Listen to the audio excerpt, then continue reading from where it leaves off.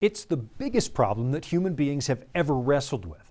The question of why we suffer if the one who made the universe in the first place is supposed to be good. That's our subject on today's episode of Authentic.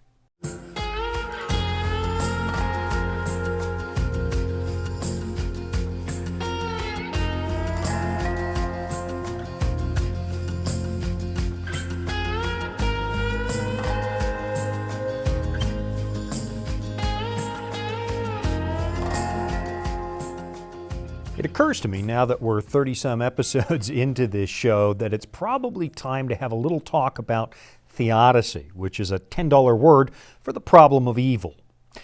And the problem of evil kind of runs like this. People say that God is perfect and that He is all-powerful and that He is love and that He's all those things at the same time.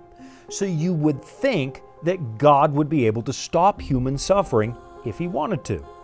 In other words, the problem runs like this. We have a good God and a bad world, and you've got to wonder why. Any answer to that question is considered a theodicy, which amounts to a defense of God and His character.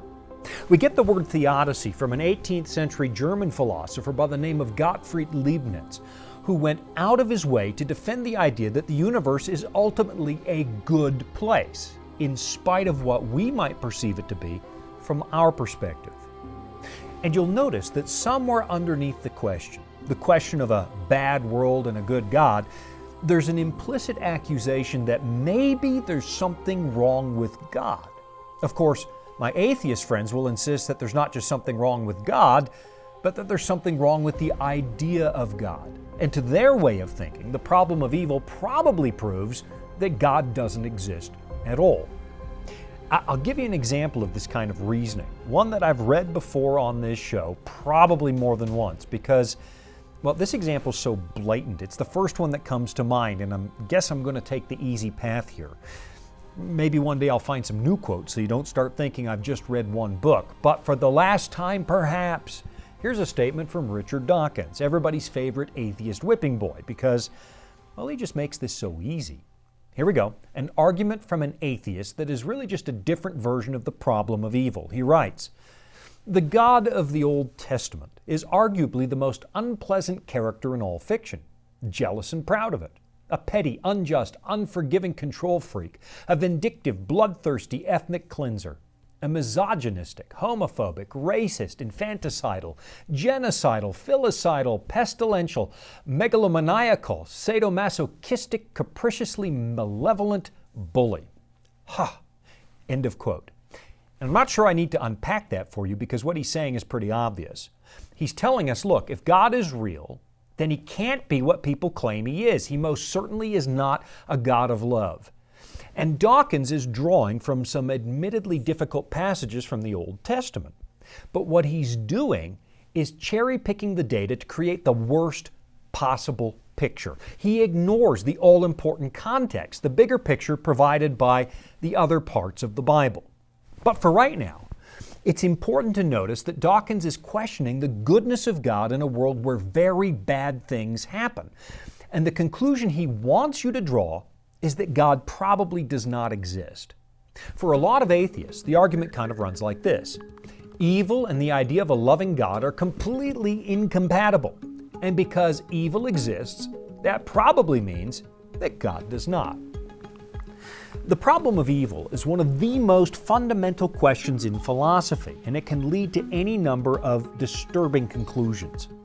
Some people will say that if God and evil both exist simultaneously, that would mean that God is either uncaring, which is not a great conclusion, or He's powerless to do anything about our condition, which is also not a great conclusion. Now, the other possibility is that God is just a figment of our imagination. He doesn't exist at all, which means that you and I might be utterly alone in this universe, and of course, that is also an unappealing conclusion. A conclusion that kind of defies this inborn sense that most of us have that there must be something else out there. The idea that we are nothing but accidents makes it hard to explain why we happen to be such complicated accidents with deep emotions and the ability to reflect on our own existence. The very phenomenon of human consciousness suggests that somehow mind existed before matter existed, because it's really hard to fathom how consciousness could emerge from mere physical particles. So, the idea that God doesn't exist really rubs most people's fur the wrong way. Unless, of course, you happen to suspect that your choices in life might require you to give an answer for what you've done. In which case, the idea of meeting God can seem very unappealing. But even then, I don't think that most people hope that God isn't real. I mean, there are a few out there, but not many. Most people hope that God is merciful, because who in the world wouldn't want a loving and merciful God? You know, years ago, I was working in the city of Rome, and I met this guy who was really interested in a seminar I was presenting over a number of weeks there in the city. And after getting to know him, we met for a friendly discussion. And at one point he suddenly said, "Look, Shawn, I don't know how I can possibly accept what you've been talking about, because we don't even know if Jesus ever really existed." Now, very few people actually doubt the existence of a historical Jesus. They might argue that he was nothing but a popular countryside teacher, or they might argue that he simply died on a cross and never rose from the dead. But very few people doubt that he actually existed, because the mark he left on this world is just far too obvious. Even if you happen to believe that the stories in the New Testament are exaggerated, or that a lot of erroneous dogma has been piled on top of the story, few people doubt that Jesus was a real historical person.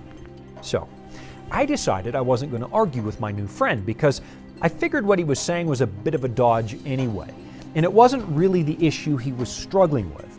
So instead I pointed to my Bible and I said, "Listen, let me just ask you one question. Do you hope what this book says is true, or do you hope that it isn't?"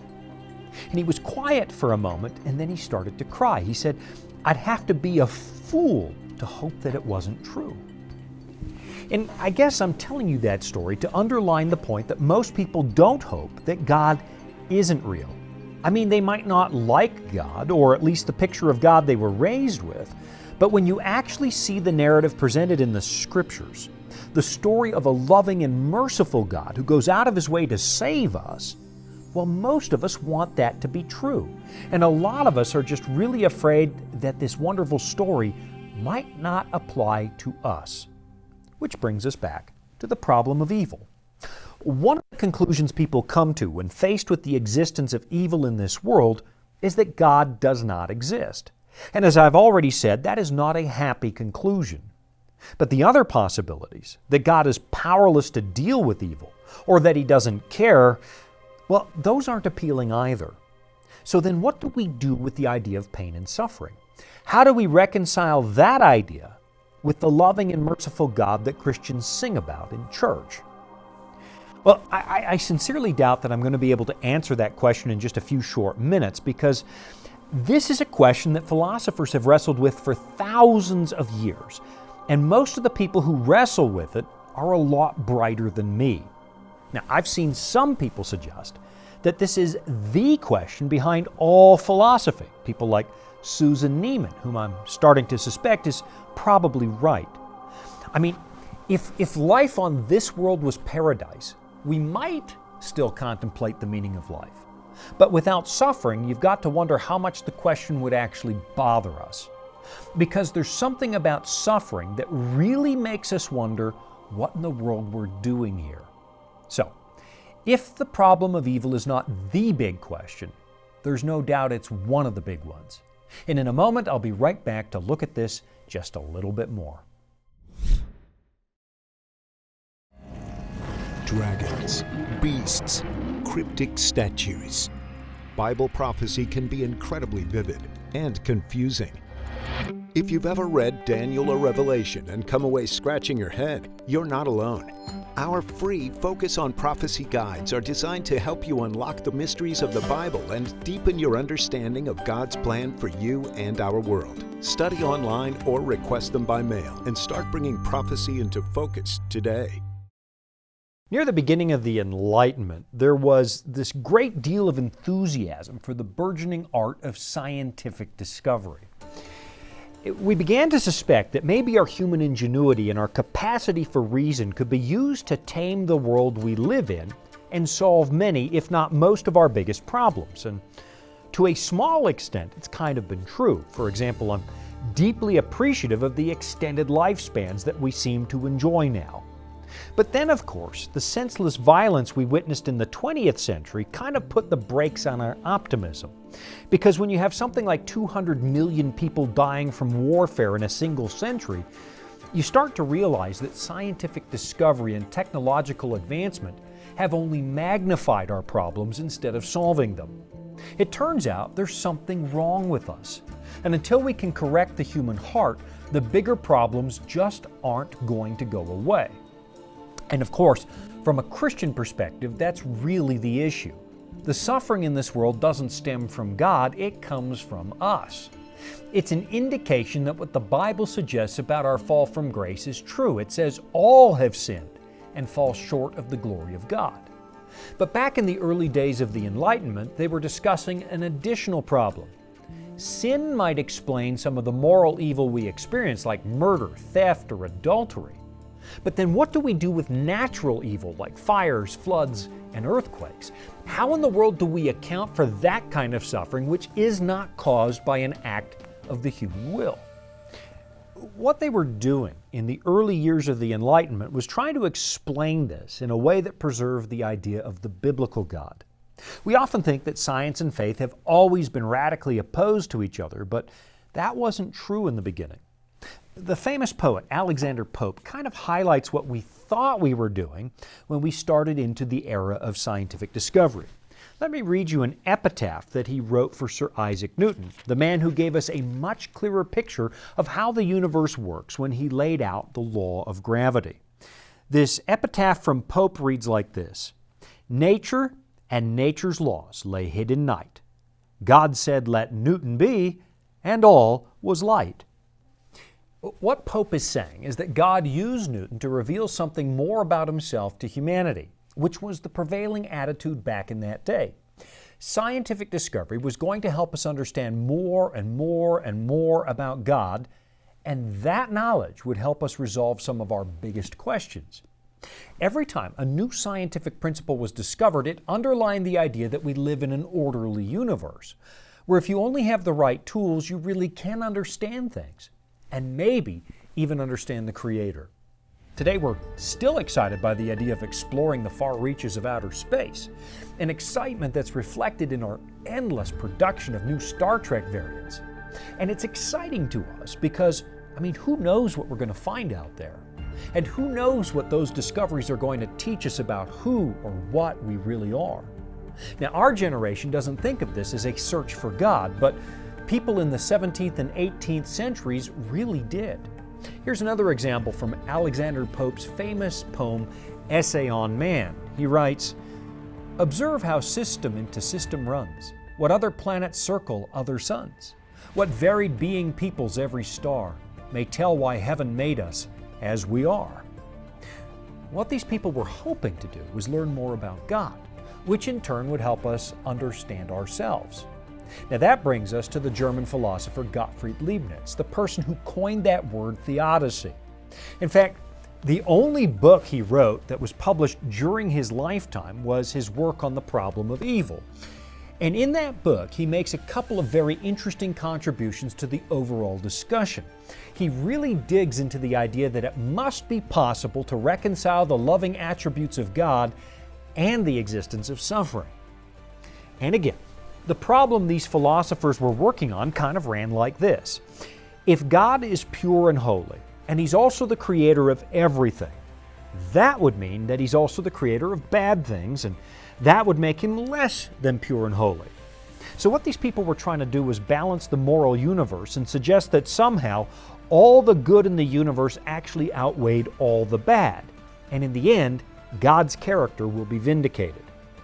In other words, they were saying you and I just don't understand enough in order to comprehend the problem, at least not yet. Given enough time, Leibniz suggested, we will understand the problem because our scientific pursuits will help us see the universe as it really is. He even suggested that we don't have the right language to work on the problem, and until we do, we're not really going to understand anything. Leibniz speculated that once upon a time, before the Tower of Babel, human beings shared a universal language that was much more powerful and much more complete than the assortment of tongues that we speak today.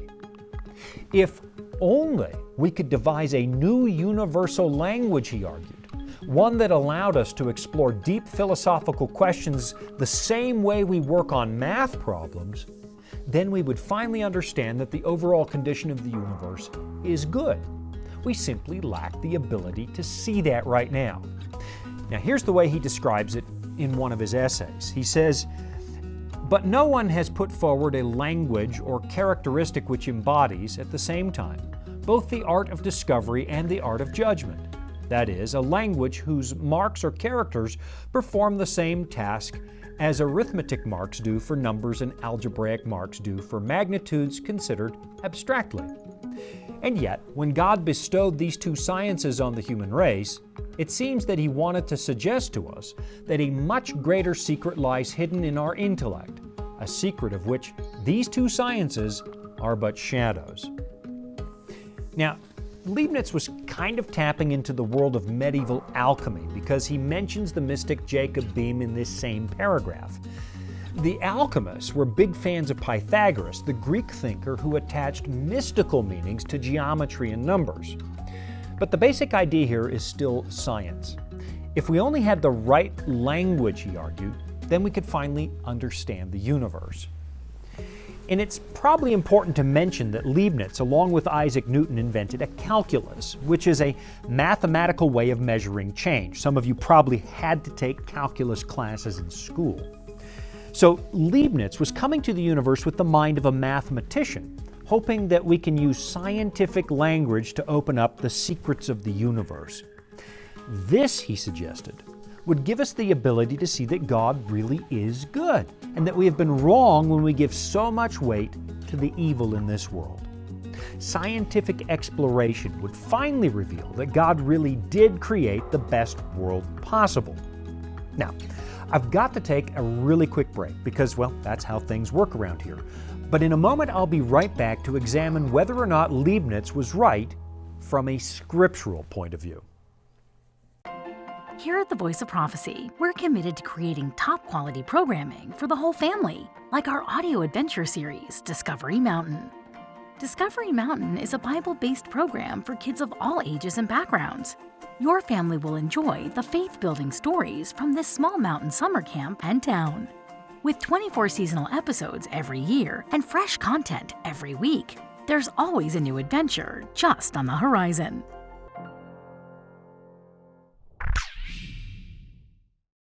The German philosopher Gottfried Leibniz argued that God really did make the best possible universe, but that we're too limited in our understanding to grasp that. We just don't know enough.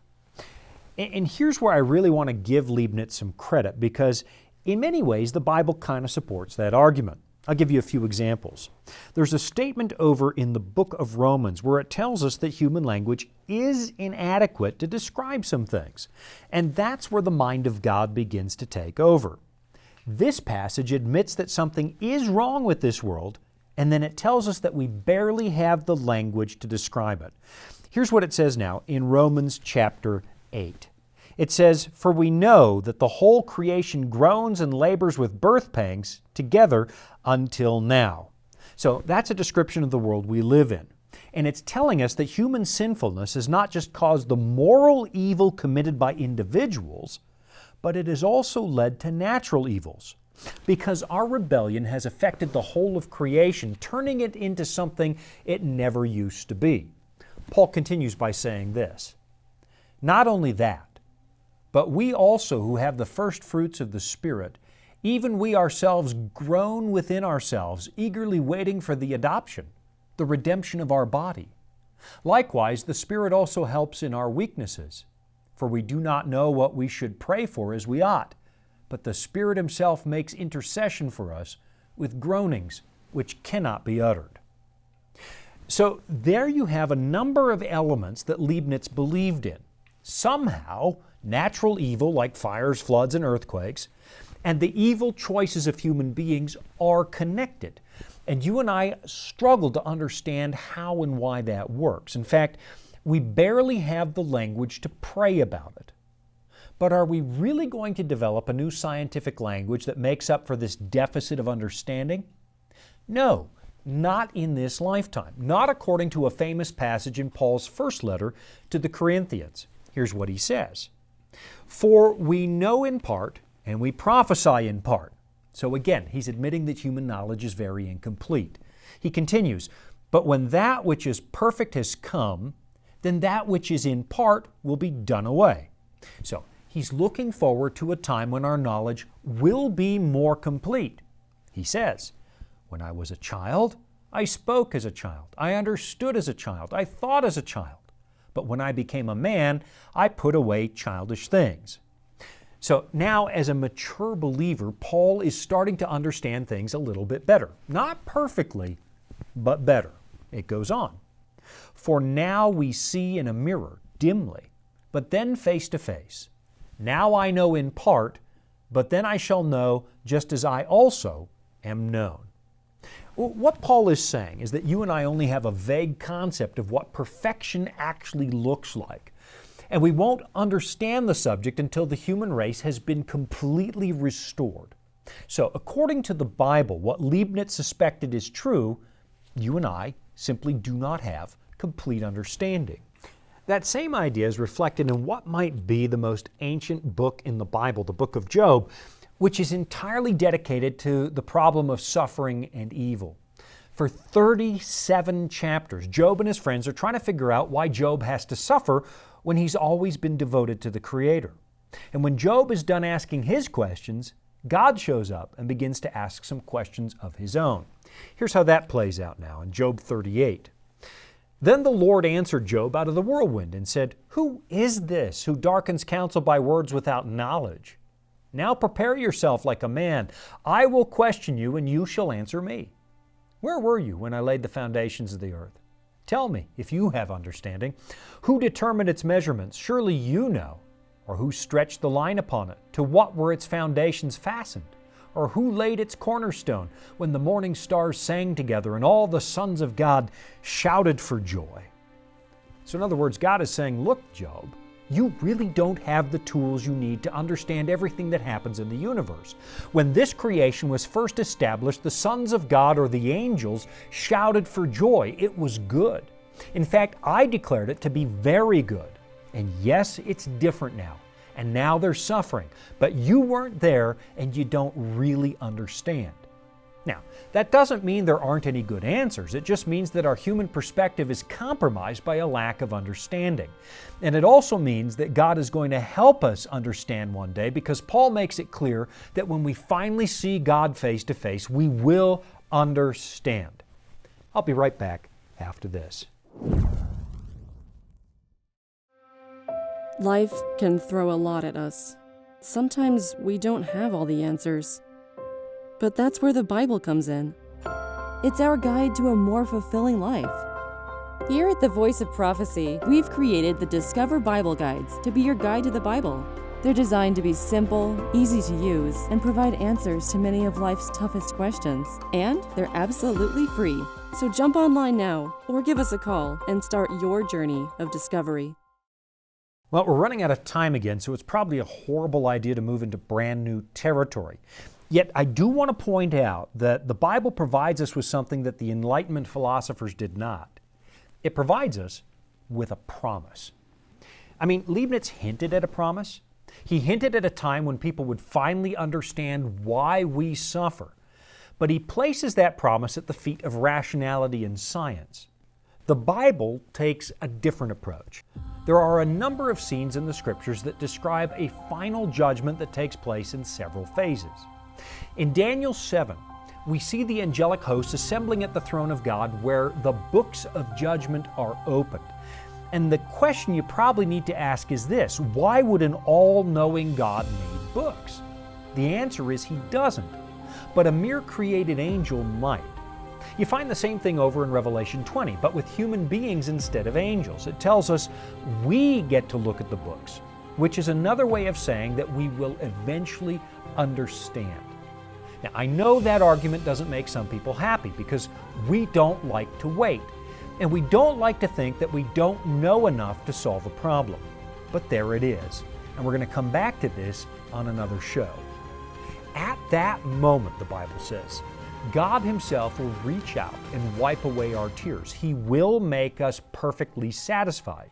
Here's what it says in Revelation chapter 7. They shall neither hunger anymore, nor thirst anymore. The sun shall not strike them, nor any heat. For the Lamb who is in the midst of the throne will shepherd them and lead them to living fountains of waters. And God will wipe away every tear from their eyes. In other words, it's not going to be like this forever. Now, that doesn't mean you can't get a better grasp of the subject right now, even if our understanding is incomplete. The rest of the Bible offers good answers to the problem of evil that would frankly blow your mind if you took the time to look at them. You know, Leibniz predicted that in the future, our understanding of God's goodness would grow. And during the very next century, a number of Christians really tackled this subject seriously. One of those 19th century Christian writers wrote about it in 1888, and she said this. Now, this is one of my favorite passages from Christian literature. It's such a thought-provoking statement that I thought I'd finish with it today. She wrote, "It is impossible to so explain the origin of sin as to give a reason for its existence. Yet enough may be understood concerning both the origin and the final disposition of sin to fully make manifest the justice and benevolence of God in all His dealings with evil. Nothing is more plainly taught in Scripture than that God was in no wise responsible for the entrance of sin, that there was no arbitrary withdrawal of divine grace, no deficiency in the divine government that gave occasion for the uprising of rebellion. Sin is an intruder for whose presence no reason can be given. It is mysterious, unaccountable. To excuse it is to defend it. Could excuse for it be found, or cause be shown for its existence, it would cease to be sin." Apparently, David Hume, the famous philosopher, came to the same conclusion. You can either recognize that evil exists, or you can explain it, but you can't do both.